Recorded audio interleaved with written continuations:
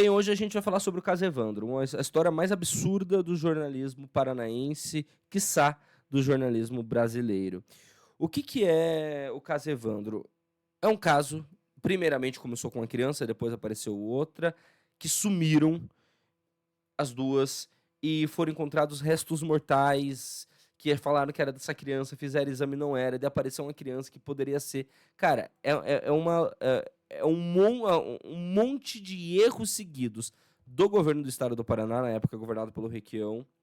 Ele fica doido quando a gente fala isso, a gente da imprensa cita ele nesse caso, mas era governado por ele. E aí o governo do estado é quem manda na polícia militar, então um monte de erro da polícia militar, um monte de erro da polícia civil e um erro atrás do outro. Se você quiser entender a fundo o que é o caso Evandro, tem um podcast maravilhoso, incrível, perfeito, sem defeitos, feitos por esse senhor que está aí na tela, o Ivan Mizanzuki. Ivan Mizanzuki, ele é o jornalista que mostra o lado bom da imprensa. Por um lado, temos a imprensa que mata, que prende, faz pessoas serem presas justamente. Imprensa essa conhecida como grande imprensa. Grande imprensa que eu, inclusive, trabalho hoje em dia. Então, olha só, eu não tenho problema nenhum em fazer críticas a aquilo que está errado, mesmo que aquilo que está errado seja o meio ao qual eu tiro o meu sustento. Por outro lado, temos o jornalismo independente, que hoje está até como o Skya está lembrando aqui pra gente, está até na Globoplay, que é o Ivan Mizanzuki. Era que independente na Globoplay, quando ele fez era independente, mas o trabalho foi tão sensacional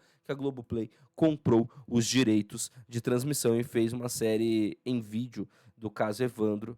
Você pode e deve conferir, porque é impecável o trabalho que o Ivan, fez do caso Evandro. Eu vou te explicar o que é o caso no decorrer da live, porque no decorrer da live a gente vai ver uma matéria sobre o assunto e a própria matéria já explica o que é o caso Evandro, e eu não quero estender muito aqui por conta para a gente não avançar muito noite adentro, então eu vou direto para a matéria da Folha de São Paulo. Depois eu venho falar para vocês o que disse o Ivan, o que disse a Beatriz Abage, que foi a mulher que foi presa injustamente por anos e anos e anos, passou por tortura, foi acusada, teve a vida destruída. Vamos falar sobre tudo isso. Vamos começar então com a matéria da Folha, matéria da Catarina Scortetti, não sei, acho que é Teti, né, quando é assim, com 2 Cs, mas a Catarina, a Kat, puxando na intimidade, nem sei quem é ela, ela publicou a matéria no final do dia, no final da tarde de hoje, na Folha de São Paulo. Vamos ler a matéria então. Caso Evandro, justiça anula condenações, mais de 30 anos após o sumiço do menino. Desembargadores do Paraná absolvem Beatriz Abage, Davi Soares, Oswaldo Marceneiro e Vicente Ferreira, após áudios indicarem que eles foram torturados para confessar crime. Cara, eu vou dar minha opinião sobre o caso Evandro depois, tá? Eu vou falar sobre o que eu penso que aconteceu nesse caso no final desse rolê todo. Por enquanto, vamos para a notícia. A primeira Câmara Criminal do Tribunal de Justiça do Paraná decidiu anular nesta quinta-feira as 4 condenações ligadas ao desaparecimento do menino Evandro Ramos Caetano, de 6 anos, em abril de 1992, na cidade de Guaratuba, no litoral paranaense, no processo de repercussão nacional que ficou conhecido como Caso Evandro. O julgamento durou mais de 4 horas. Cara, minha irmã mora em Guaratuba. Eu vou muito para Guaratuba. E é muito louco você andar por lá sabendo que tudo isso aconteceu lá. É muito louco. Por 3... Ah, gente, se estiver vazando um barulhinho aí, eu tô com um ventiladorzinho portátil porque tá muito fucking quente. E não dá pra ficar sem esse ventiladorzinho aqui hoje, me perdoem. Então, se tiver com ruidinho no fundo, só tô explicando o que é. Por 3 votos a 2. Eu tô com esse fone, eu não vou ouvir vídeo nenhum. Por que eu tô com esse fone pendurado? Vamos continuar. É mania. Por 3 votos a 2, desembargadores absolvem Beatriz Abage, Davi dos Santos Soares, Oswaldo Marceneiro e Vicente de Paula Ferreira. Esse último morto em 2011, ou seja, ele morreu sem ser inocentado. Presta atenção nisso aqui que vai ser importante. Com base em fitas de áudios que vieram à tona em 2021, a maioria dos magistrados entendeu que os acusados foram torturados por policiais militares para fazerem uma falsa confissão de que teriam matado o menino. Polícia pegou, disse que eram suspeitos, tinha certeza que eram suspeitos ao ponto de torturar até eles dizerem a verdade. Basicamente, a polícia forçou pessoas a assumirem crimes que elas não cometeram. E eu não duvido que os policiais, eles acreditassem que eram os culpados que só não queriam confessar. Eu não duvido disso. O que torna tudo mais grave quando a gente pensa quantas pessoas passaram por isso no decorrer da vida. Mas, enfim, vamos seguir. A absolvição ocorre após um pedido de revisão criminal apresentado pela defesa dos condenados, feita pelo escritório Figueiredo Bastos Advocacia. Nesta quinta, os magistrados julgaram procedente a revisão criminal, reconhecendo a tortura, a ausência de provas, absolvendo os acusados e declarando o direito a uma justa indenização. Eu, sinceramente, acho que dinheiro nenhum vai pagar o que as pessoas sofreram durante todos esses anos. 30 anos você sendo acusado de ser bruxo ali, enfim, numa completa intolerância religiosa, sendo acusado de ser... Porque sim, tinha qual acho que era o marceneiro, não era? Que era pai de santo. Faz tanto tempo já que eu vi, se eu não me engano, era o marceneiro. Então era um caso, se eu não me engano, gente, espero não estar errado. Se eu não me engano, era ele. Mas esse assinante da Folha, só tô copiando o nome do cara, mano.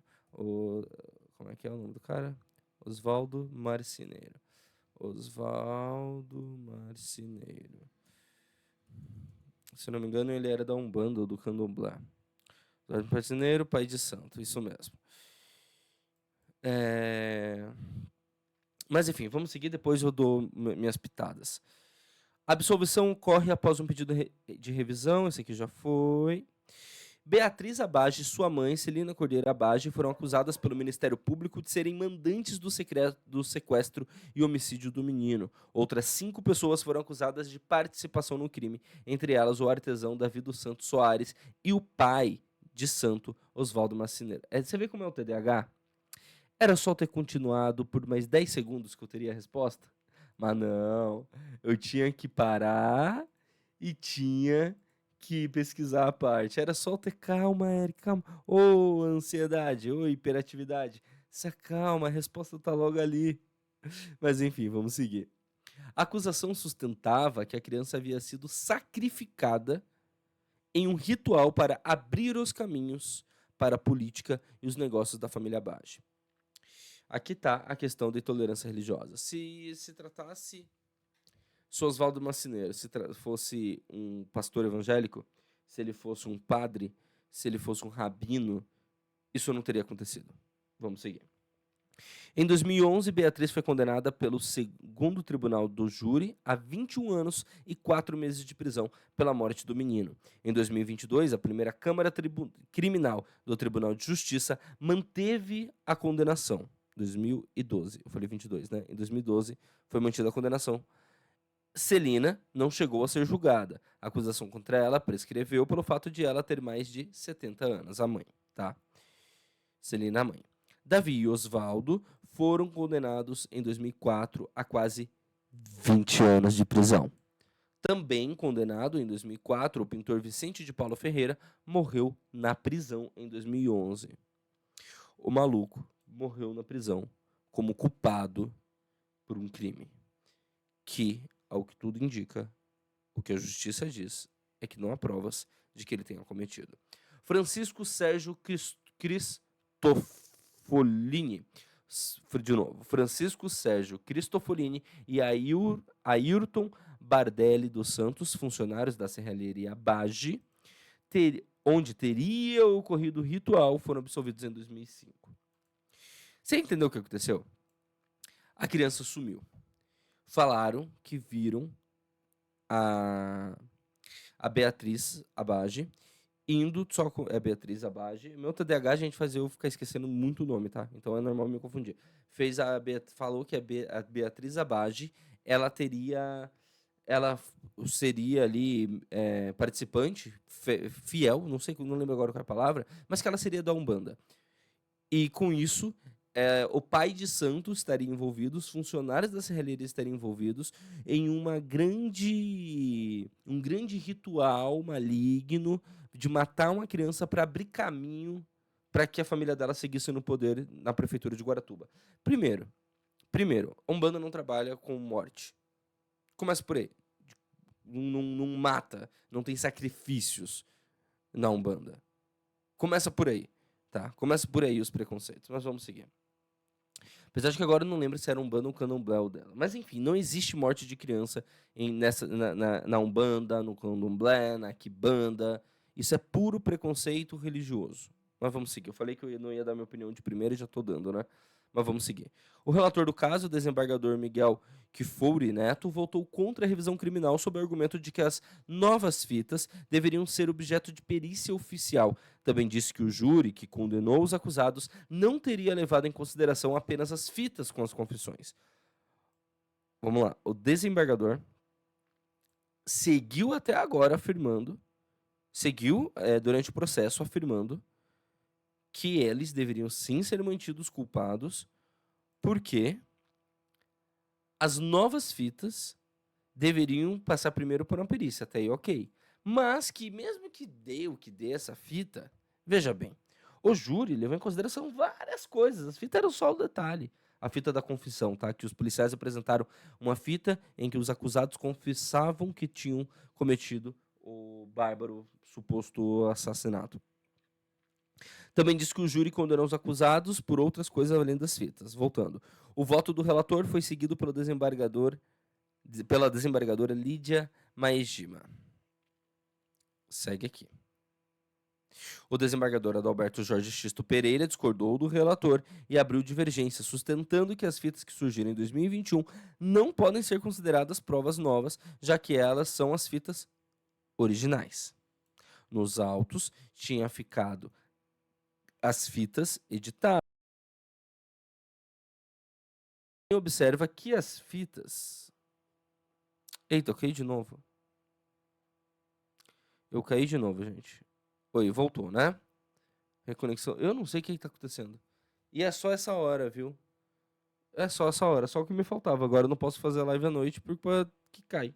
Mas enfim, vamos seguir. Não sei até que parte ficou, até que parte pegou, então só vou recuperar um pouquinho.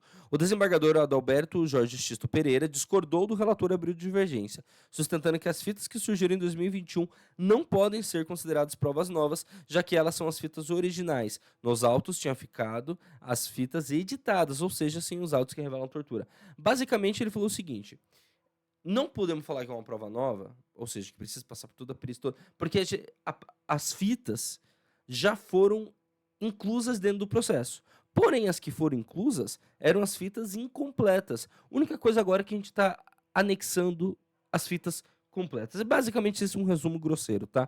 X também observa que as novas fitas só corroboram o que os condenados já alegavam no passado, que houve tortura, e argumenta ainda que outras irregularidades no processo já seriam suficientes para anular confissões. Gente, o que não faltou nesse processo do caso Evandro foram irregularidades.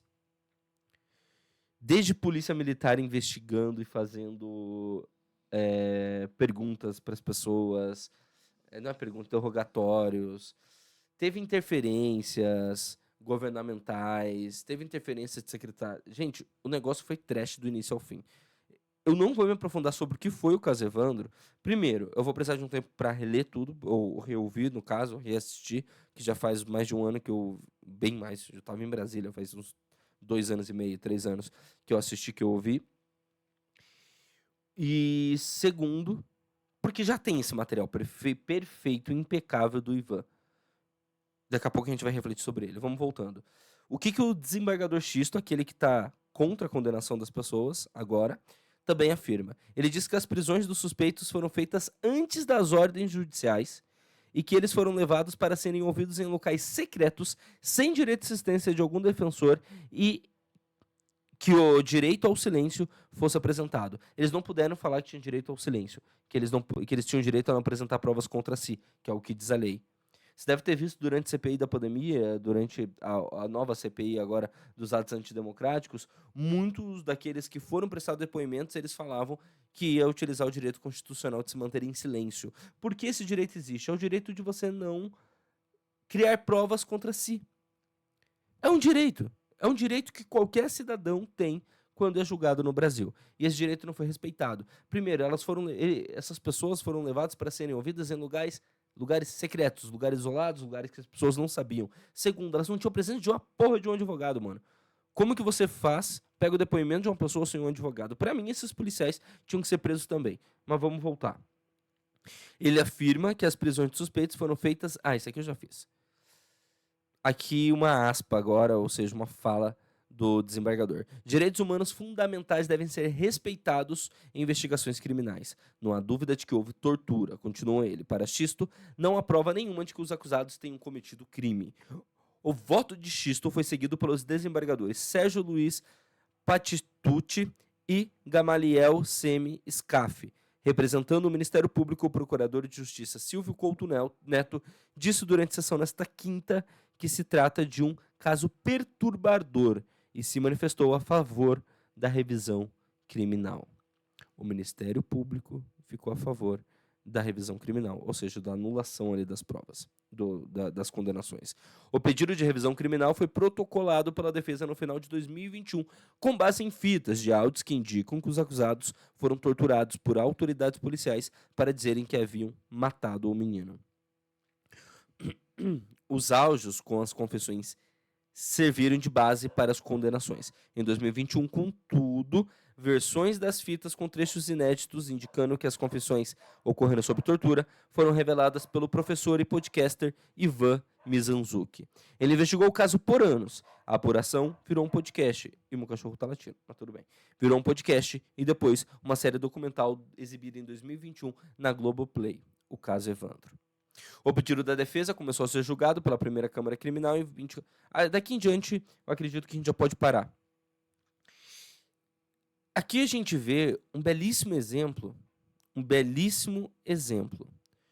do que é um bom jornalismo e do que é um péssimo jornalismo. Por que do que é um péssimo jornalismo, Eric? O que tudo isso tem a ver com jornalismo? Gente, hoje eu sou editor-chefe de um portal. Sou repórter, entro na TV da redação, mas entro diariamente, eu tenho participação constante, diária na TV. Entro na rádio também, participo de podcast, faço outras coisas nesse que é o segundo, que é o maior grupo de comunicação aqui do Paraná. Por que eu tô falando isso? É para me achar? Não tem nada a ver com isso, pelo amor de Deus. Eu tô falando isso para vocês entenderem que vocês, principalmente quem não me conhece, né, o Sky e a Becker sabe, que eu não sou apenas, você tá me vendo na internet todo largado, uma camisa toda solta, cabelo todo zoado depois de um dia inteiro de trabalho, mas assim, eu trabalho na grande imprensa, é isso que eu quero dizer no final de tudo. E em trabalhando na grande imprensa, eu não tenho medo nenhum de afirmar que grande parte da culpa da família Bage ter passado pelo que passou é da imprensa. Vamos lá. Uma criança some. Uma criança desaparece. Depois teve o Leandro ainda, uma outra criança. Uma criança desaparece. Começa-se a investigação. Do nada surge uma denúncia de que a família do prefeito, que estava querendo se perpetuar no poder, essa família, ela queria se manter no poder. Por isso teria feito um ritual espiritual ali. E o Skaya tá me lembrando aqui que eram bandistas. O pai de santo era um bandista, que eu falei que eu não lembrava se era da Umbanda ou do Candomblé, ou da Kibanda, e ele falou, era da Umbanda. Só que o grande caso é, que inclusive o Skaya lembra, tinha esse pai de santo, que era da Umbanda, mas a pessoa em si, a família Baja, as Abages, a mãe e a filha, elas nem sequer da Umbanda eram. Como disse o Sky perfeitamente aqui, é aquele rolê extremamente comum do brasileiro ir em qualquer lugar, mas ela não era frequente. Ou seja, elas iam visitar, elas iam participar, iam lá tomar um passe, iam lá ouvir um conselho de uma entidade, elas iam lá pegar uma, acho que é guia o nome, né? Uma guia de proteção. Elas iam lá de vez em quando. E o preconceito religioso, que hoje está muito forte desde a ascensão do extremismo de direita aqui no Brasil, a gente viu surgir junto com isso também, de novo, surgir não que já existia, né, mas reafirmar e reacender a chama da intolerância religiosa, do preconceito, enfim, de tudo aquilo que a gente sabe, fez com que falassem que então ela, que já tinha ido lá no terreiro, tinha feito junto com o pai de santo e com outros funcionários um trabalho espiritual e matado e torturado o menino Evandro. Acontece que, a partir desse momento, a imprensa compra essa versão da polícia. A imprensa não só compra a versão, como a imprensa passa a exibir rostos, a citar nomes, a pegar, pintar a família Bage, que, repito, era uma família de gente poderosa, ou seja, envolve também questão política, questão de força e poder político. A imprensa passa a utilizar isso tudo com um sensacionalismo na tentativa de... Cara, eu não vou dizer que era na tentativa apenas de manter a audiência, mas no mínimo fez um trabalho de checagem porco. É um trabalho que a gente viu ser feito agora recentemente na Lava Jato, quando a imprensa simplesmente abraçou o lavajatismo sem ouvir tanto assim o outro lado. E quando digo imprensa, eu não digo jornalista. Eu não digo jornalista quando digo imprensa. Como assim, Eric? Imprensa e não jornalista? Cara, você precisa entender primeiro um pouco como funciona a estrutura de uma emissora. Eu passei por algumas emissoras. Quando você chega na redação, você é repórter, tá? De TV. Tô falando TV aqui. Aqui eu tô falando TV. Teve o jornal impresso também, que eu já conto como funciona. Você chega na redação, tem um papel. Um papel, uma folha. Esse papel é a sua pauta. A pauta é o assunto que você vai falar, é quase um roteiro. A pauta diz, tal hora tem gravação com tal pessoa, tal hora com tal pessoa, o dado que você precisa saber para essa notícia é esse aqui, você precisa entregar a matéria de até, sei lá, 1 minuto e meio, 2 minutos, a matéria tem que ouvir os dois lados, a matéria vai utilizar esses dados, é muito importante aqui. Nesse momento que a gente fala desse assunto, a gente vai colocar uma arte, a pauta é isso.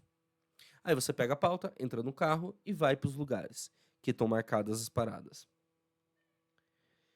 Você chega, você grava, começa a gravar com as pessoas. Às vezes, na pauta, já tem indicação de pergunta, tem o teor da pergunta, tá? Isso é normal? Isso acontece. E faz sentido. Eu já explico por que faz sentido. Não é errado, tá? Não se assusta. Já explico por que faz sentido. Depois de fazer tudo isso, você vai escrever o teu texto. O mesmo repórter da TV, ele escreve o texto que vai para a TV. Você vai escrever, você vai falar, você vai gravar o que a gente chama, tem off, que é quando tem só o áudio do jornalista, com imagens referentes àquele assunto, mas não aparece a imagem dele. Passagem, quando o jornalista aparece, a gente fala que é o momento da assinatura do jornalista. E sonora é quando alguém está falando. Tem ainda o fala povo, que é quando várias pessoas são abordadas, geralmente no meio da rua, geralmente de forma aleatória, e falam. Off, passagem sonora, geralmente essa é a estrutura básica de uma cobertura jornalística, tá?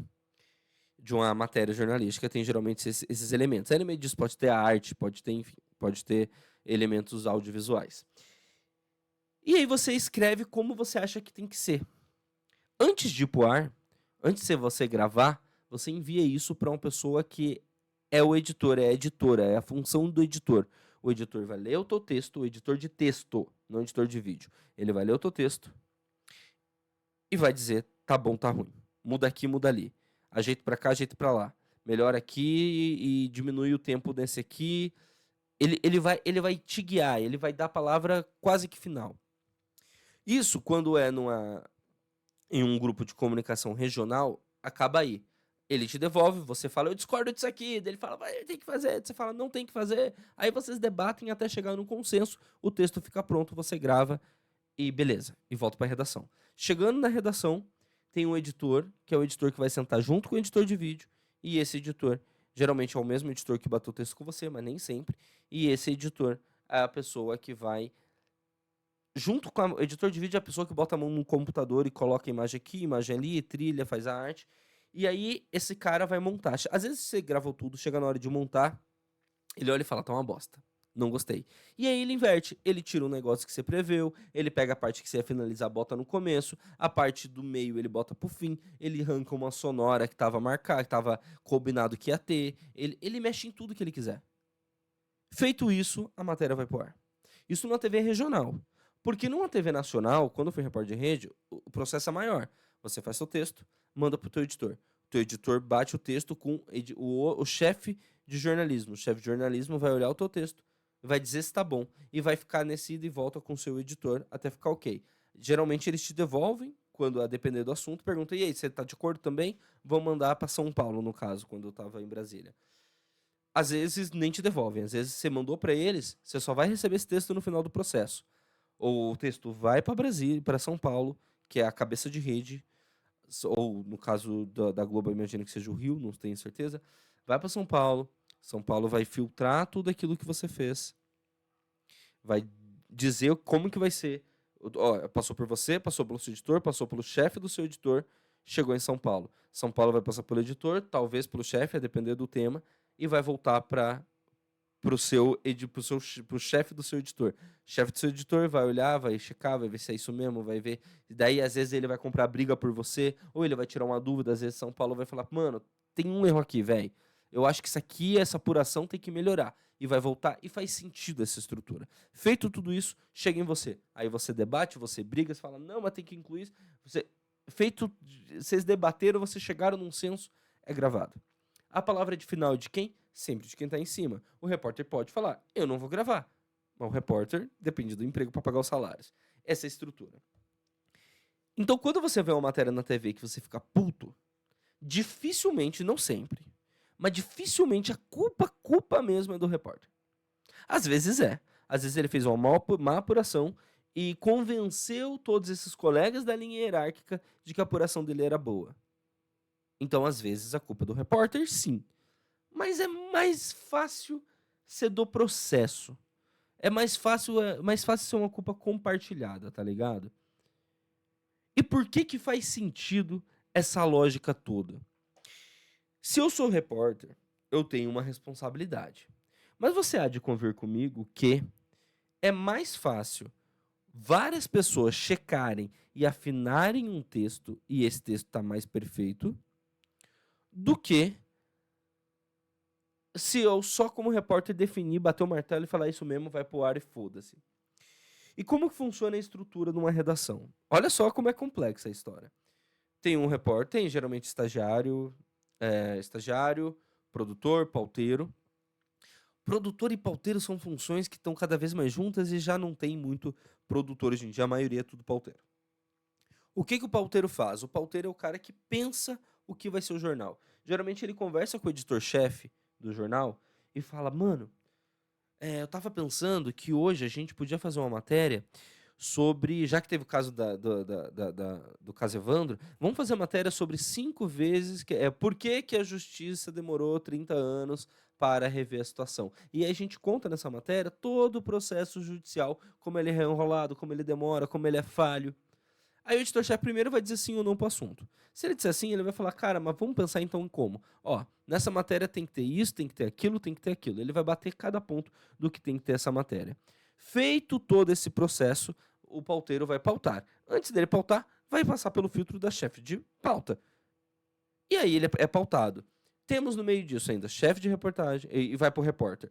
O repórter é basicamente chão de fábrica, porque o pauteiro, ele no fundo tá ainda acima do repórter, uma vez que ele que decide o tema junto com a chefia. O repórter pode, no máximo, sugerir o tema pro pauteiro. Você entende que é muito... Existem repórteres que se autopautam? Existem. São poucos. São poucos, são raros e são bem escassos. E é um processo que tem mais chance de ter falha, a não ser que você seja um Caco Barcelos. Uma pessoa fora de série. Um profissional incrível como o Caco Barcelos, e eu imagino que ele não tenha pauteiro. Ele deve ter produtores que executam aquilo que ele pede, imagino eu, não sei. Mas é raro, tá? Em todos os meus anos de jornalismo, cara, repórter de TV que se pauta... que se pauta não tem. Tem repórter que tem muita moral com a chefia e consegue convencê-los de quase todas as pautas que ele quer fazer. Mas repórter que se pauta não tem. E aí, por que o repórter passa o texto com o editor, depois de todo esse processo, já teve o processo de apuração do que era a notícia? Porque o editor é uma pessoa geralmente mais experiente, geralmente mais capacitada, com mais estrada, com mais chão, e é uma pessoa que está sentada numa redação com o telefone à mão, com o computador, e essa pessoa ele vai receber o texto, ele está sóbrio, ele não está contaminado por pela emoção do entrevistado, pela fala de convencimento, sei lá, do deputado. Ele não tá contaminado pela paixão daquele negócio, porque ele não tá envolvido. Então ele vai de fora, ele vai olhar e ele geralmente percebe. Eric, você citou, isso é muito normal, tá? Eric, você citou aqui, nesse texto, que a Abage, ela fez bruxaria. Cara, bruxaria não. Bruxaria a gente tá falando, tá trazendo preconceito religioso, porque a mulher frequentou de vez em quando o terreiro de Umbanda. O que isso tem a ver com bruxaria, pelo amor de Deus? Ou você tá falando que ela matou um menino, você afirmou que ela matou. Você não tem como afirmar que ela matou. O que você pode dizer é que a polícia diz que ela matou. Entende? Porque às vezes você faz correndo o texto, e geralmente o repórter faz correndo mesmo, é sempre muito corrido. É sempre muito, muito, muito corrido. A cada entrevista que você tem, ele 10 minutos já se desloca para outro lugar. Geralmente você escreve no trânsito entre uma marcação e outra, um agendamento e outro, então é corrido. Você deixa passar, você faz cagada na construção desse texto, e aí tem um editor que vai te ajudar. E o editor-chefe é aquele cara que está pensando no jornal. O editor-chefe é o cara que ele vai falar: Eric, você citou aqui na sua matéria de que a justiça demorou 30 anos, que o processo judicial ele aconteceu assim porque teve o caso da segunda instância. E aí você se aprofundou demais na segunda instância. Só que a gente já tem uma outra matéria que é só sobre como foi o processo na segunda instância. Então vamos tirar essa parte. Então, porque é um cara que toca a visão de todo o jornal. Ele não toca a visão da sua matéria, que nem tá o seu editor. Ele toca a visão de todo o jornal. Senão vai ficar sempre se repetindo os assuntos de uma matéria para outra. Então, você entende que faz sentido essa linha hierárquica? O problema é que, às vezes, ela é utilizada de forma a prejudicar o verdadeiro jornalismo, a prejudicar a verdadeira notícia, de forma a beneficiar um lado e prejudicar o outro. Como que ela é feita? É feito com dolo. Quem erra? Tá errando porque quer errar? Tá errando porque sabe que tá errando e é filha da puta e quer fuder uma mulher inocente, no caso da Bage? Não sei do caso delas, mas geralmente não. Geralmente erra porque todo mundo tem sua opinião pessoal, gente. Todo mundo é ser humano. E eu acredito veementemente que a maioria dos erros que você vê em reportagem são erros completamente ideológicos, humanos, de muitas pessoas dessa linha toda que eu contei pra vocês, que é a linha de uma notícia. E no jornal impresso é mais ou menos a mesma estrutura, a diferença é que tem menos editores, tá? Você tem um repórter, você pode até ter produtor, mas em regra geral você tem um repórter, você tem um editor, e daí você tem um editor-chefe de cada editoria, e acima de todos eles tem um chefe de redação. É basicamente essa estrutura. No jornal impresso, portal e tal, no portal que eu trabalho, eu tenho estagiários, produtores, repórteres, editores, eu sou editor-chefe e tenho um gerente de conteúdo acima de mim. Então, é essa linha no jornal que eu trabalho. Além disso, tem a chefe de reportagem do grupo, Rick, enfim.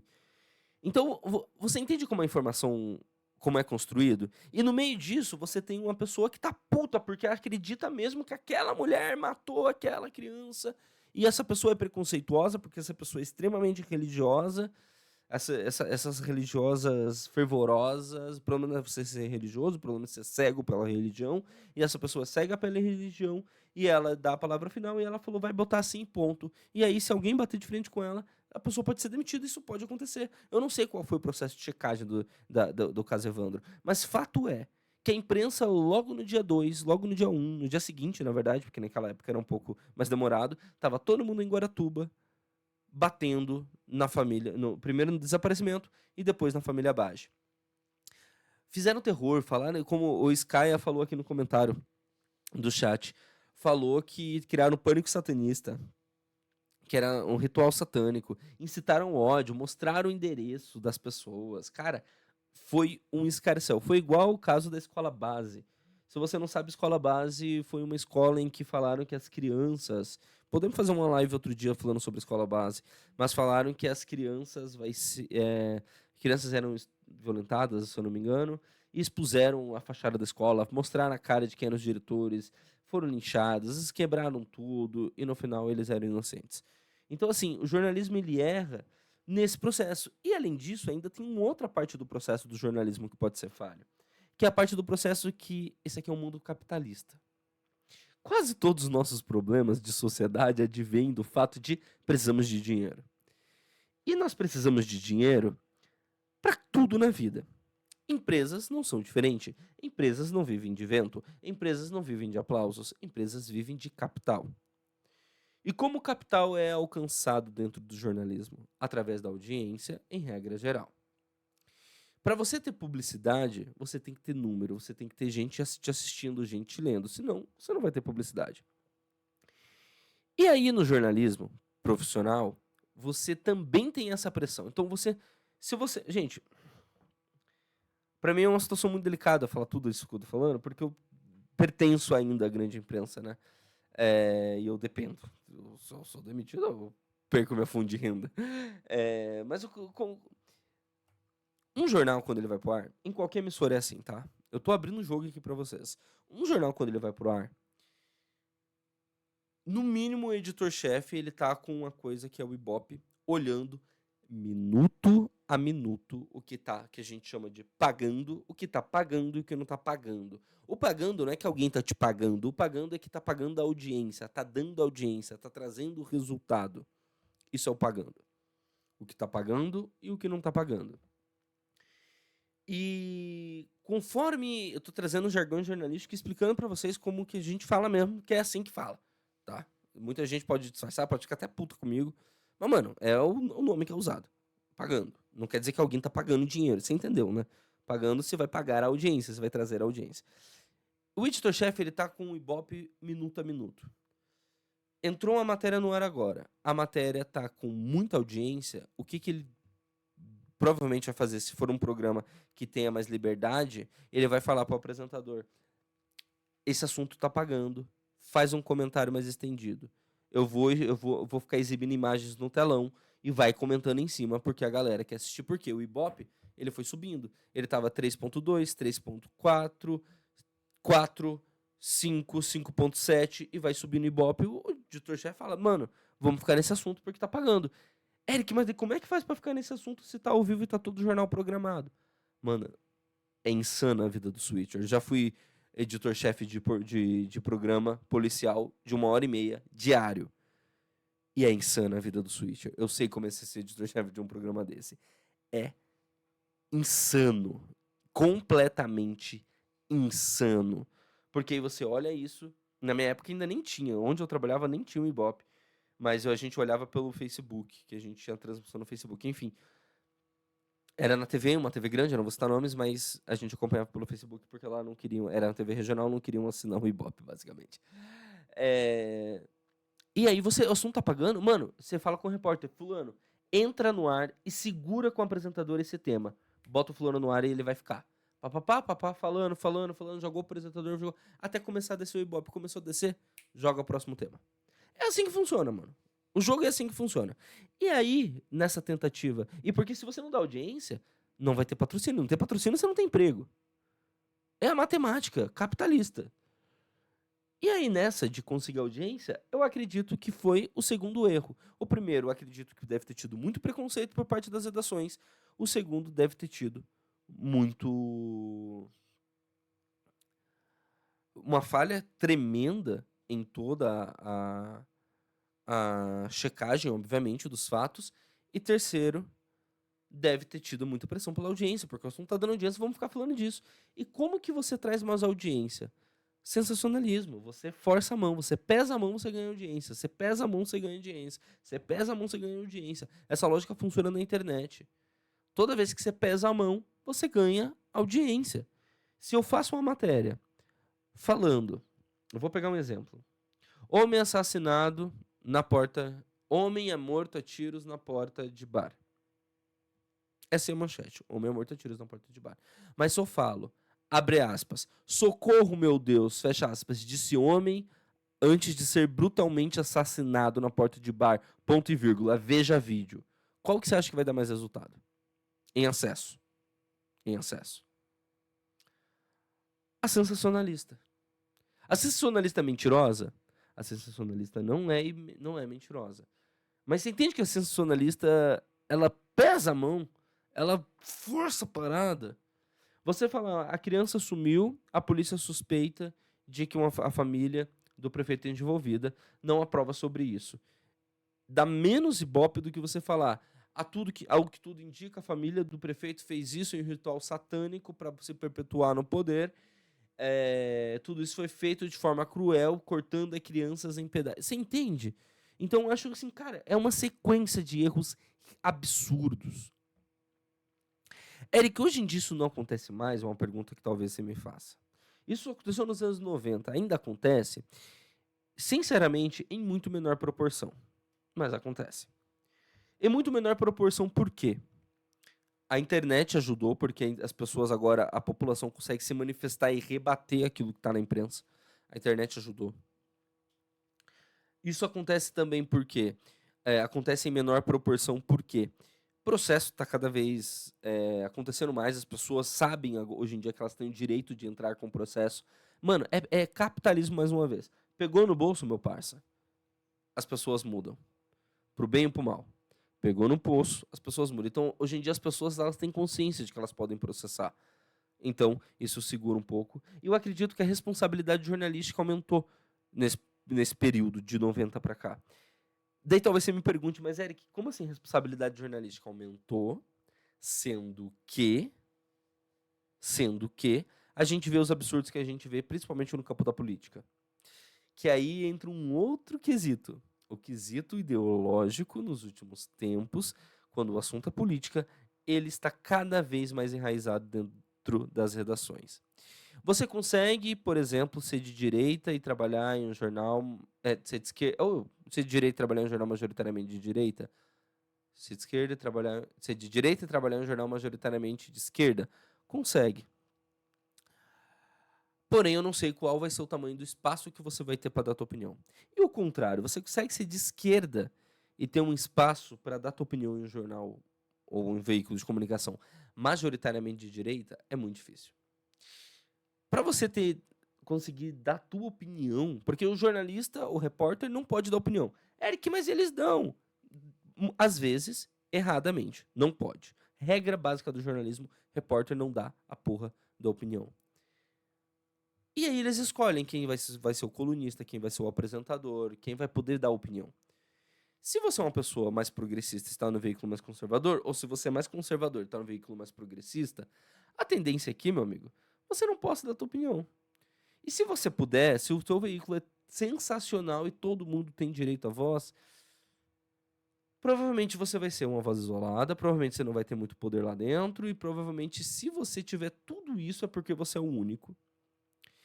E às vezes você tem tudo isso e ainda assim você tem que medir o que você vai falar. Às vezes você pode criticar, mas você tem que dar aquela ensaboada para dar crítica. Você não pode ser tão firme como você seria se fosse o contrário. Entende? Então, assim, mano, repito de novo, é uma sequência de erros que o jornalismo cometeu e ainda comete. Eu acho mesmo que o jornalismo hoje é muito mais responsável. Eric, mas repito, de novo, já que a gente está na era da paixão política. Eric, mas quando o assunto é política, a gente vê que o jornalismo é tendencioso. Primeiro que nem tudo que vocês que eu digo internet, tá? Nem tudo que a internet, não vocês estão me assistindo necessariamente, nem tudo que a internet diz é porque é. Muitas vezes a internet fala: "É tendenciosa essa matéria do Jornal Nacional. É contra o Lula e não pode, ou contra o Bolsonaro e não pode", porque a Globo, ela consegue a pachorra de ser petista para os bolsonaristas e bolsonarista ou de direita para os petistas. É incrível. Mas é um poder. E, cara, esse na verdade é o auge de você mostrar que você tá fazendo um bom trabalho. É os dois lados te odiarem igualmente, tá? É isso, assim. Os dois lados extremos se odiarem igualmente. Extremo não é que o PT seja extremo. O extremo é de quem é. O petista extremo é diferente. O PT não é extremo, muito pelo contrário. Muito pelo contrário. O PT tá muito longe de ser extremo. Como o meu amigo Skaya eu tenho certeza que ele sabe disso, que o PT tá longe de ser uma esquerda extrema. Tá muito mais pro centro. Mas enfim. Eu até me perdi, o TDAH agora bateu de novo. Tá falando da opinião política. Muitas vezes as pessoas apontam que a Globo é muito petista ou que a Globo é muito bolsonarista. Eu como repórter, como jornalista, como hoje editor-chefe, eu olho o material, eu falo, mano, não tá. Aí você vai cronometrar, tem o mesmo tempo para cada lado. Tem exatamente o mesmo tempo para cada lado. Tipo, você vai ver, teve 1 minuto para um lado falar, outro minuto para outro lado falar. Uma passagem que trouxe dados. É que às vezes os dados machucam o lado que você gosta. Às vezes os dados sei lá, eu vou. Gente, eu não vou falar do PT nem do PL. Eu quero que vocês. União Brasil. União Brasil, agora o presidente do Brasil é do União Brasil. É o Luciano Bivar. Imagina, mas enfim. O presidente do Brasil é o Luciano Bivar. E aí a matéria fala que o governo de Luciano Bivar já gastou 49 bilhões de reais em chocotone para ele e a família dele. Os Lucianos Bivares fiéis, os Lucianos Bivaristas fiéis, eles vão falar o quê? O repórter, vamos lá, o repórter ouviu o governo, 1 minuto de fala do governo. Ouviu a oposição, 1 minuto da fala da oposição. E na passagem, a hora que o repórter aparece, ele vai falar, olha, o governo de Luciano Bivar gastou 49 bilhões de reais em chocotone para ele e sua família. O que os fiéis do Luciano Bivar vão falar? O repórter não foi isento.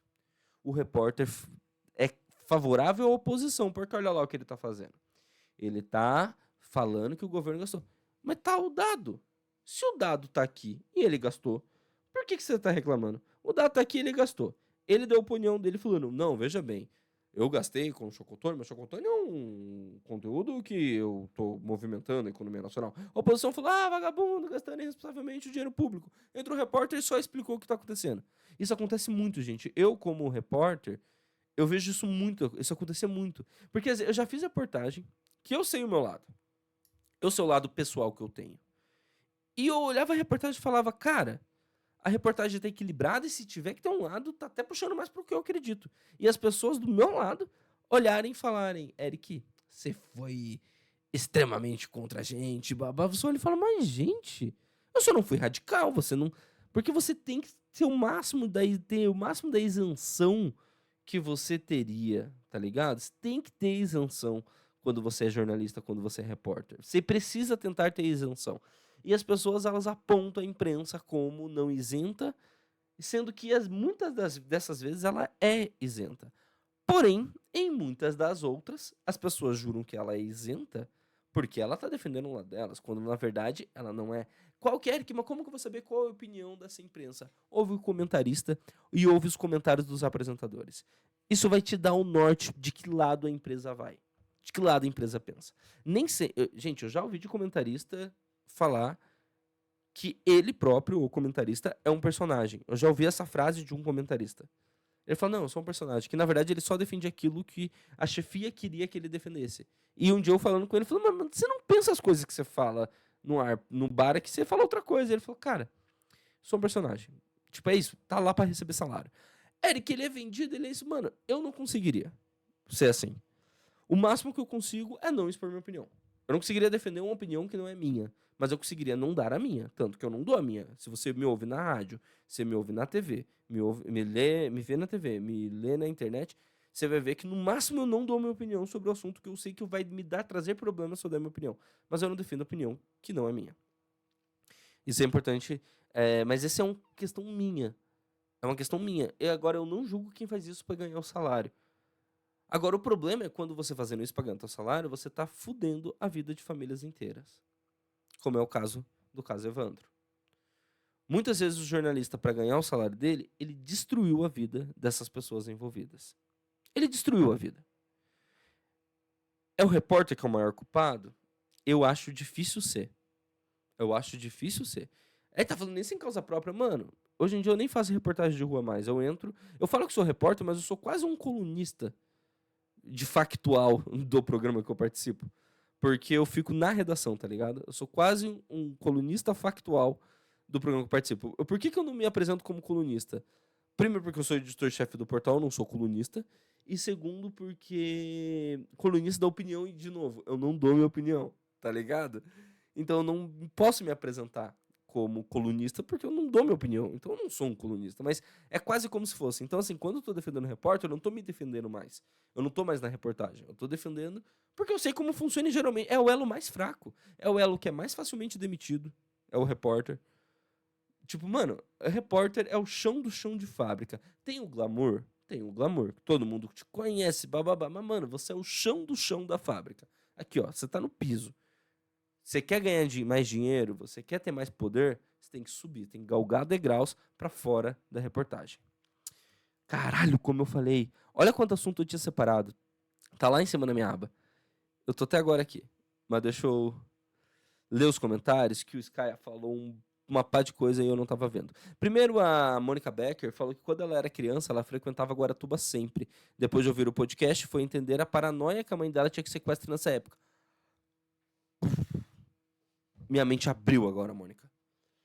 Meu pai tinha muito medo. Ele falava sempre essa questão de ficar por perto. Aqui no Paraná é muito comum a história do velho do saco. Eu lembro que uma vez tinha um senhor vendendo picolé e eu saí chorando pra dentro de casa que eu achava que era o velho do saco que ia me sequestrar. Porque tinha muito medo de sequestro aqui no Paraná. E teve uma época até que as caixas de leite, se eu não me engano, no Paraná, elas vinham com a fotinha de criança desaparecida, que daí começou uma onda de sequestro. Mas sim, agora eu também entendi, Mônica, o porquê que a minha família também tinha esse medo. O Skya também falou aqui que quem tem o poder dá a palavra final, que pode a estrutura inteira validar tudo. Se o Boninho falar que vai ser X, todo mundo tem boleto para pagar. É isso. No caso não é o Boninho, porque o Boninho é do entretenimento, tá, Skya? Quem manda no jornalista da Globo é como é o nome? Ah! Esqueci o nome do cara, mano. Apenas o cara mais poderoso do jornalismo brasileiro e eu esqueci o nome do cara. Chefe Jornalismo Globo. Apenas o mais importante do Brasil e eu esqueci. Era o Camel que eu ia falar. Mas não é. Agora é Ricardo Vilela. Jornalismo da Globo. É isso mesmo. Agora tá o Ricardo Vilela. Mas antes era o Camel. O mais famoso era o Camel. E o Vilela agora é o novo. E o William Bonner, no caso, se eu não me engano, ele tem um papel de editor-chefe do Jornal Nacional, falando de cabeça, eu posso estar errado. Então ele também define, mas acima dele. Por exemplo, gente, se a chefe de jornalismo do grupo quer uma coisa e o dono da emissora falar não, ela pode ter demissão, pedir demissão dela, ou ela pode tentar convencer. Eu trabalho hoje num grupo que a minha chefe, não é porque ela nem vai ver isso aqui, então eu não tô passando pano, não tô puxando o saco, mas é que a minha chefe, ela é muito foda. Ela é muito ponta firme. Eu já vi ela comprar cada briga, briga mesmo. Fala, não, isso aqui vai acontecer assim. Aí outra pessoa com... Porque assim, dentro de um grupo de comunicação tem várias pessoas com poder. A gente tem essa minha chefe, a gente tem o chefe gerente de conteúdo de todo o grupo, que daí é a figura do Boninho, vamos dizer assim. Aí tem o chefe do comercial, tem o chefe do administrativo, financeiro, são vários chefões, todos eles com muito poder. Ao contrário do que as pessoas pensam. Todos têm muito poder. Se o cara do comercial fala isso aqui vai foder um cliente, deve começar uma guerra. E eu tenho uma chefe ponta firme que bate de frente pelo jornalismo mesmo. É massa. Senão eu não tava até hoje onde eu tô. E repito, eu não tô puxando saco porque eu acredito mesmo que eles nem vão ver isso aqui que eu faço. Eu acredito que eles nem veem. Eles nunca me comentaram nada, pelo menos. Mas sim, quem manda mais, mano. Porque se aponta, olhar, donão, olhar e falar, os marinhos na Globo, olhar e falar, mano, eu falei que não vai parar. O Silvio Santos, porra, no dia da reunião lá do Bolsonaro, a fatídica reunião, aquela reunião, acho que foi 29 de abril, aquela reunião do Bolsonaro, aquela que estourou e deu uma merda que o Moro falou. O Silvio Santos falou, quer saber? O jornal não vai pôr. Eu tenho quase certeza que o chefe de jornalismo olhou pra ele. Assim, eu tô chutando aqui, tá? Eu não tenho essa informação. O chefe de jornalismo deve ter olhado pro cara e falado assim: mano, não dá pra fazer um jornal sem citar o principal assunto do dia. O Silvio Santos olhou e falou: não vai bater no governo. Ele falou: então não tem jornal. O Silvio Santos olhou e falou: então não tem jornal. O que a gente passa no lugar? Tals coisa. Demorou. Ligou no chefe de conteúdo, no chefe de programação e falou: meu irmão, te vira, não vai ter jornal. Tem certeza que foi uma briga desse tipo. Certeza. Eu nem tava lá, não sei, não tem informações privilegiadas do SBT Nacional, não sei, não é informação de um amigo que trabalha lá, não conheço. Que eu saiba, eu não conheço ninguém que trabalha lá. Mas eu tenho certeza que foi assim que aconteceu, porque eu conheço estruturas, geralmente são assim que acontecem as coisas. Acho que o jeito mais claro de ver isso enquanto espectador é os programas no formato da Atena. Sabia, né, que eu trabalhei muito no Datena quando eu tava na Band Brasília, Sky. E, cara, não tem problema nenhum de falar isso. Eu acredito que não vai me trazer problemas. Mas sim, mano, isso aqui que o Sky tá falando é aquele momento que eu tava contando que você vai segurando o assunto no ar. O Datena, ele tem uma visão do programa de todos os repórteres que estão na rua. Ele vai olhando aquele repórter que parece que vai dar mais resultado. Por isso que do nada ele olha e fala: eu quero garrafa, coloca o garrafa aí no ar. Porque ele tá vendo onde o garrafa tá, ele tem os monitores. E também tem um monitor de Ibope. Muitas TVs, o monitor de Ibope também fica dentro do estúdio. TVs regionais, TVs nacionais. Então o apresentador, depender do programa, o apresentador tem poder e tem força para mover o programa pro lado que ele quer. Tá ligado? Então sim, isso acontece no Datena, como qualquer outro programa, não é só no Datena. Qualquer programa policial, principalmente policial, a audiência é regida, a linha editorial, o que está sendo passado é regido pela audiência. É como funciona. Eles ficam voltando e voltando e tirando lei de pedra do assunto. É isso. E, cara, eu vou contar uma história. Rapidamente, que agora já quase 10 horas, eu preciso descansar, que amanhã tem mais. E amanhã o dia vai ser longo. Amanhã é aquele dia que eu falei esses dias na live com a Tata pra vocês que eu vou voltar a fotografar. Fotografar um amigo meu na balada, então eu não tenho mais idade pra ir pra balada, então eu preciso mesmo descansar pra amanhã aguentar fazer esse rolê. Teve uma vez, quando chegou o avião das vacinas, primeiras vacinas aqui no Brasil, eu tava de plantão e eu tava em Brasília, e aí eu tava pra entrar pra Band News TV. Aí a diretora do programa da Band News falou: Eric, eu preciso que você me ajude. Entra e segura no ar, que a apresentadora não tá mais aguentando falar, a voz dela tá falhando, e eu preciso que você segure enquanto ela toma água. Eu tava em Brasília, só que eu tava na redação. Aí eu fui pro estúdio, arrumamos lá as câmeras, entrei. Mano, eu fiquei uns 30 minutos falando, mostrando. Pensa, a única imagem que tinha era de um avião aterrissando. E taxiando, e taxiando, e taxiando, e taxiando. Se você lembrar desse primeiro avião, foi eterno. Esse estacionamento demorou muito, demorou muito. Daí chegou o carrinho, abriu o negócio, foi descendo a vacina, tudo isso a gente cobrindo.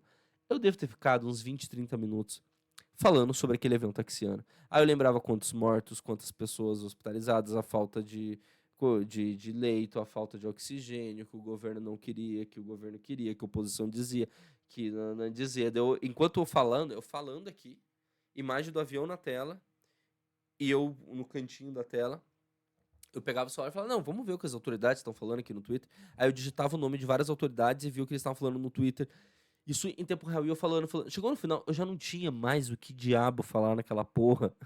Eu chego a citar minha mãe. Eu falei: cara, no último Natal eu não pude ver minha mãe por culpa da pandemia. A vacina é uma esperança. Natal tá chegando. Quem sabe agora eu vou poder abraçar minha mãe no Natal. Você que tá nos acompanhando vai poder abraçar sua mãe. Eu não tinha mais o que falar. Cheguei a citar minha mãe. Abraçar minha mãe durante a cobertura jornalística por culpa desse negócio de ficar falando. O dia 1, com certeza, foi erro ideológico. No caso do caso Evandro, tá? Que eu tava falando que eu não sabia qual era o erro. Mas quando viram que aquilo tava dando dinheiro, ninguém ia se retratar. Eu acho que é pior, Sky. Eu concordo com você, mas eu acho que vai além. Eu não tô falando que você tá errado, eu tô falando que vai para além disso. Eu acredito que depois que as pessoas perceberam depois que foi feito o primeiro dia, por um erro ideológico, foi pro ar, eu também acho que foi por aí mesmo a parada. E não é só um erro ideológico, um erro de checagem de fato, tá? Erro ideológico e de checagem de fato. Não foi apenas a ideologia que falhou. A checagem de fato falhou fortemente nesse dia. Depois que isso foi feito, depois que teve esse problema, eu acredito que outra coisa que aconteceu foi que os próprios envolvidos, ou seja, o jornalista, o editor-chefe, eles se convenceram da história que eles criaram. Porque foi uma história tão apaixonante que moveu tanto a população naquela época que nós somos humanos, nós jornalistas. Então eu acredito que eles acreditaram naquilo e eles não tiveram o senso crítico de dar um passo para trás e falar: tá, eu acredito, mas o que já é fato? Tá ligado? Então eu acho que é dinheiro, é poder, é tudo isso, é audiência, tudo que a gente falou, mas muita ideologia própria, mano. Eu não acho que eles queriam fuder um inocente. Isso, eu não acho que isso pode ter acontecido na cabeça de algum chefão olhar e falar, mano, vamos destruir essa família política. Mas eu acho que o maior erro de todos foi uma questão de eles acharem muito que se tratavam de culpados. E depois que você erra, meu amigo, é difícil você reconhecer e voltar atrás. E no caso, voltando pro chat aqui, e no caso Evandro especificamente, ainda tem um problema de que o próprio material da imprensa foi usado no processo. Isso é meio comum, tá? Isso é meio comum, mas o problema é que nesse caso a imprensa não foi imparcial como deveria ter sido. Quem paga a banda escolhe a música, falando do poder dos chefes, ainda aqui no chat. Nós da esquerda radical, ele. Ah, pra quem não sabe, esse comentário do Sky ainda, ele é comunista. Por isso que ele tá falando esquerda radical, que ele me. Eu tô acertando, né? Que falou esses dias que queria falar de comunismo comigo. E eu falei que eu topo. Ele falou, nós da esquerda radical nem consideramos o PT como esquerda. É de centro-esquerda liberal. Eu nem sou da esquerda radical e concordo com você. Nem sou e concordo. Genuinamente queria debater isso um dia, mas não dá pra fazer por chat de Twitch. Vamos fazer uma live. Eu tô falando sério, vamos fazer uma live. Eu não tenho problema nenhum. Até porque, cara, eu não tenho nenhuma ideologia muito. Minha única ideologia firme é defender o ser humano, mano. Por isso que eu sou. E defender o direito da pessoa fazer o que diabo ela quiser com a vida dela, desde que não interfira na vida dos outros. Essa é a minha ideologia política que eu não abro mão nem fudendo. Defender os direitos humanos e defender que a pessoa faça o que ela quiser da vida dela, desde que ela não atrapalhe as outras pessoas, não machuque, não ofenda. É isso. É respeito a individualidade de cada um. E os direitos humanos. Aí, por defender os direitos humanos, eu acabo enquadrando mais como progressista, porque direitos humanos eu acredito que todo mundo tem direito a uma casa, a comida, a saneamento básico. E se a pessoa não tem condição de ter, o Estado que se vire para dar. É como eu penso mais ou menos. Quem paga a banda escolhe a música de novo. Comunista. Glamour de trabalhar embaixo da tempestade apenas e apanha de todo mundo. Mano, eu já quase apanhei. Durante o desmontamento dos acampamentos bolsonaristas nas portas dos quartéis, eu tive que bater de frente. E parecia que eu era maluco, outro louco. Bater de frente assim, peito a peito, dedo na cara e falar, meu irmão, agora tu tá falando com o homem, meu parceiro. Agora o negócio vai ser diferente pro cara recuar. Porque senão eu ia ter apanhado. Enfim, sorte minha que ele não sabe que eu não sei brigar. E nesse dia, depois eu vi o vídeo que uma pessoa da calçada filmou. E uma pessoa, inclusive, que eu acho que tá no grupo. Distraídos. Como é o nome, meu Deus? Eu tenho que olhar, eu tenho no WhatsApp. É uma pessoa que me viu na rua, eu nunca contei isso. E ela tá no grupo Distraídos. O marido dela, professor, filmou e me mandou. E no vídeo eu olho e falo, cara, eu fui muito doido. Que, tipo, parece muito que eu ia partir pra cima, ia bater. Tipo, eu bati de frente. O cara veio, começou a levantar a mão e falar comigo. E quando eu vi que ele ia me dar um tapa, eu desencostei do carro, bati o peito no peito dele, botei dentro da cara e falei, meu irmão, agora você tá falando com o homem, porra. Sai daqui, babá, você. Botei moral, o cara saiu. Meu Deus, obrigado. E não é meme que eu não sei brigar, gente. Eu fiz 3 aulas de Muay Thai. Agora, recente, antes de eu machucar meu pé. Nas 3 aulas de Muay Thai, o professor ficava assim, ó. Ele falava, dá um soco assim. Ele falava, puta, não é assim, é assim. Não é assim. Ele não conseguiu. Aí eu machuquei meu pé e nunca mais voltei. Nem quero voltar. Não, Sky pediu perdão por lotar o chat. Mano, eu quero que você lote o chat sim. Eu adoro isso aqui. Anos 90 tinha em todo lugar. 3 unidades de aula. Haja Ritalina, isso é verdade. Cara, eu acho que eu consegui falar tudo aquilo que eu tinha pra falar disso aqui. Sobre o jornalismo, sobre o erro. Agora eu quero mostrar só 2 coisas rapidinho. O Ivan. Eric, é possível você fazer um material jornalístico ah, com você tendo um lado na história? Cara, primeiro e segundo, muitas das vezes você não tem um lado na história e você passa a ter um lado na história no decorrer da apuração. Tá ligado? Porque quando você tem. Como eu vou falar? Durante o processo, você tem acesso a muita coisa que você não pode provar. E se você não pode provar, você não fala.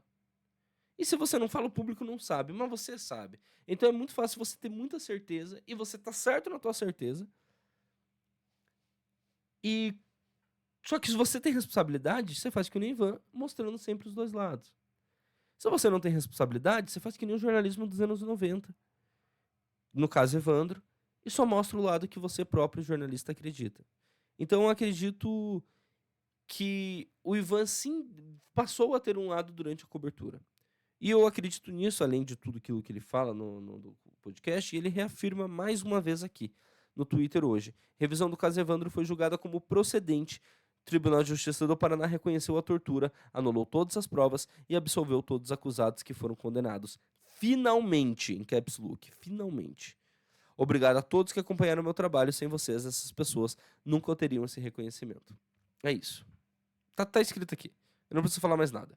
O trabalho jornalístico do Ivan Mizanzuki salvou essas famílias. Inclusive tá aqui o arroba dele pra vocês seguirem.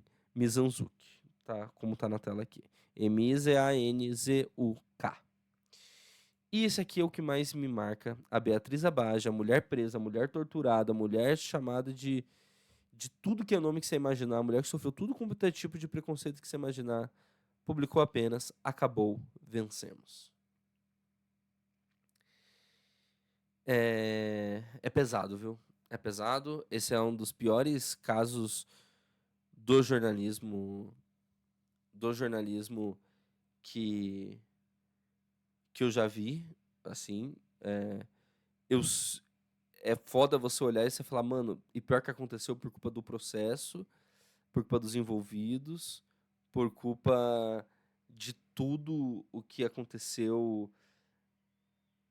de todo. Cara, é que envolve política, envolve preconceito religioso, envolve estrutura do jornalismo, envolve os anos 90 como eles eram, envolve um processo de que a imprensa tinha acabado de se tornar completamente livre, pós-ditadura, tá ligado? Aí a imprensa ainda não sabia como lidar com essa liberdade toda pós-ditadura, cometeu uma série de erros. E hoje eu acho que a imprensa está muito mais azeitada e eu discordo da visão de quem acha que a imprensa é muito é muito pior do que antigamente, que a imprensa é muito pior do que antigamente. Eu acho que antigamente era pior, porque eu vejo que hoje a gente tem uma cobrança muito forte. Às vezes a gente publica a matéria e na matéria a gente fala fulano pode. É difícil você ver uma matéria fulano pode. Por quê? Ah, fulano, esses dias a gente errou, a minha equipe, publicamos político X pode ser caçado. Por que que a gente errou? Ele pode ser caçado? Pode, mas você entende quando eu falo pode, eu posso estar falando de qualquer coisa? Eu posso falar, Bolsonaro pode ter matado uma criança. Pode. Também não pode. Eric pode ter atropelado casal de idosos ontem. Pode, o Eric pode ter feito isso. Pode, ué.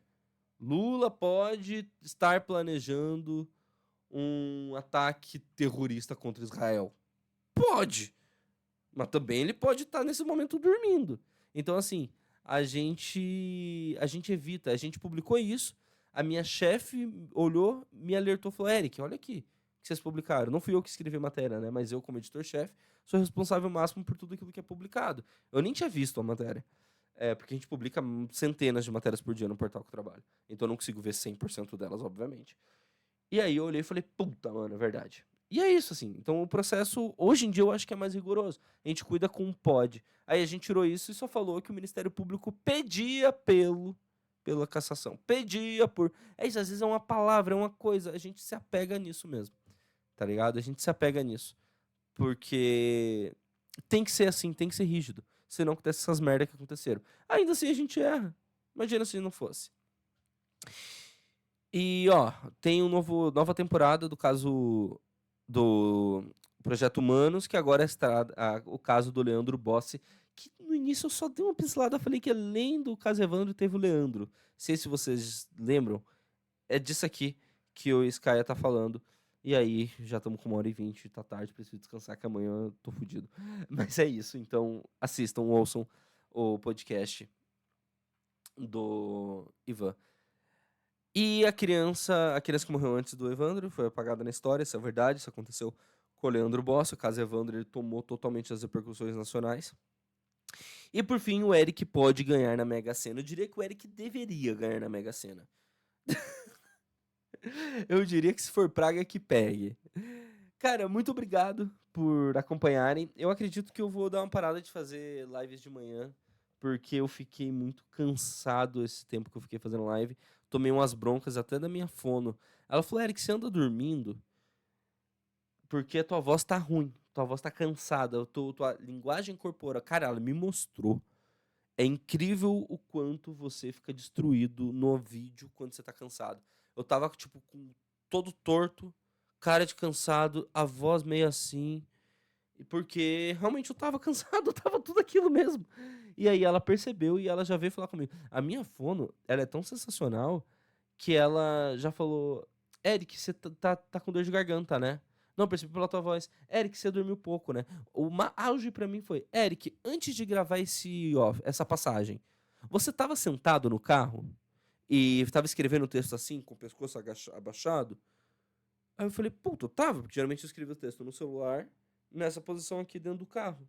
E levantava e ia gravar. Ela, depois disso, você se espreguiçou, você fez um. Eu falei: não. Ela falou, ah, que deu pra perceber no áudio. Eu falei, porra, mano. Você é a bruxa, velho. Você é a bruxa. Eu falei isso pra ela. Falei, mano, você é a bruxa, você é mágica, você não é possível. Ela é muito sensacional. A fono da TV, ela é muito incrível, sério. Ela é muito, ela é muito incrível. O Sky tá pedindo pra eu me cuidar, que eu sou humano, sim.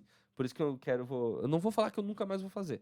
Mas eu vou deixar pra fazer essas lives à noite, porque eu tava me destruindo. Eu tava me destruindo mesmo. Comecei a ter insônia, porque quando você sabe como é o TDAH, né? Quando você vai ficando mais cansado, parece que o teu organismo desregula muito mais do que o da média da população.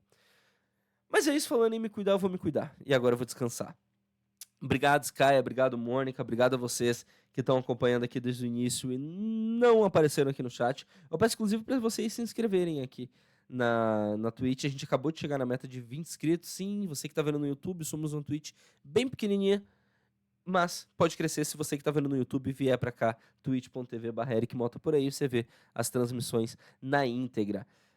Lembrando que sempre que aparecer gente nova TDAH aqui pela pelo chat, eu boto o link da nossa comunidade do Telegram. Falem coisas, só tem meu nome aqui. Pois é, Skya, só ficou você, mas tá tudo bem, tem problema não. Eu confesso que eu não me inscrevo na maioria das pessoas que eu já vi. Então eu sei como é porque dá preguiça de logar e tal, então tá tudo bem, não tem problema nenhum. Muito obrigado a todo mundo, fiquem bem. Skya, eu sei que parece aquele papo de a gente vai marcar, vamos marcar de se ver, vamos marcar de ir no bar. Mas a gente realmente vai marcar a nossa live pra falar de comunismo. Te prometo. Eu cumpro minhas promessas. Obrigado a todo mundo. Beijo. Boa noite. Até. Tchau.